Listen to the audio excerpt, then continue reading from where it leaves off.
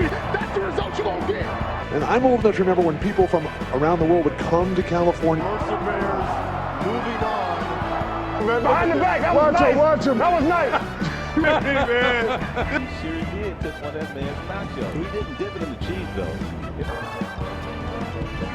He goes offense linebacker on. Chalmers, Paul, James! Whoa!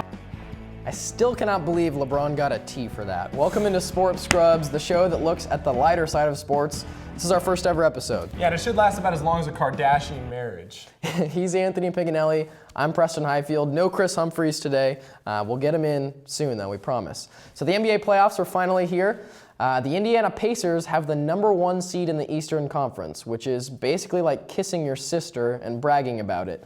But the Pacers have actually been struggling recently quite a bit. They won just 12 out of their last 25 regular season games, and Roy Hibbert has really been struggling. Last 5 games of the regular season, just 3 of 28 from the field. He tried to right the ship in their first playoff game yesterday, but instead he got swatted by one of the least athletic players in the league, Ashton Kutcher. Here's the play. George Hill drives, kicks it inside, and Kutcher over the top. That's a.k.a. Kyle Korver, but you still don't want to get swatted by him. Oh goodness, Kutcher the Butcher cleaning up after duty.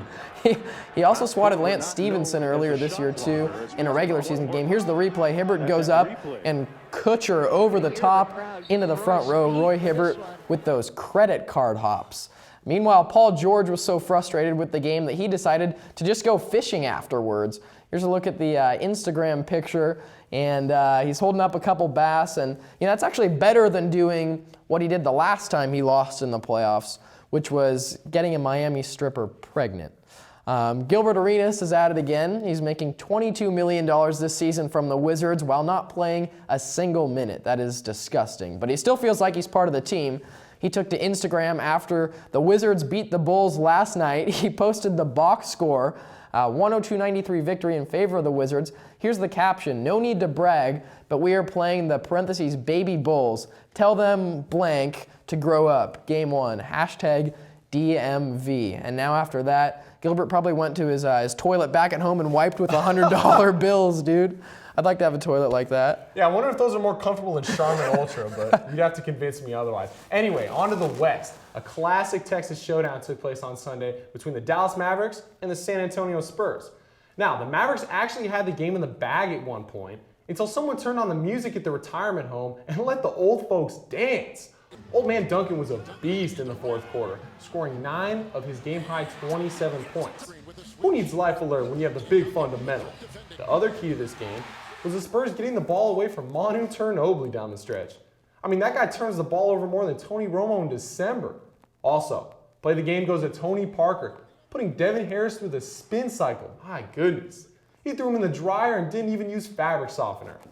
Final score of that one was a 90-85 victory for the Rossmore retirement home, as they somehow find a way to win with half of their players using just for men.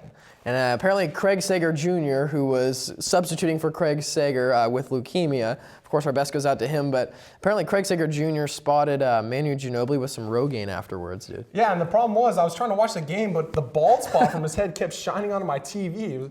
It's like Ray Charles vision over there. All right, so now it's the time for Scrubs of the Week. We have 3 of them. Here's number 1. All right, number 1, Blazers at Rockets. Jeremy Lin drives, pump fakes, and he shoots it over the backboard. A for effort, Jeremy, but a C for can't shoot. Taking him back to his Harvard days. Here's our second scrub of the week, Josh McRoberts. He gives it to Birdman. Backdoor, one-handed, send it in. Oh. So easy, a caveman could do it. Yeah, that's filthy. Final scrub of the week goes to Blake Griffin as he looks up to see he's fouled out and then accidentally pours water on a poor Warriors fan in disgust. Accidentally, I say that very loosely. That's not a very Griffin Force thing to do.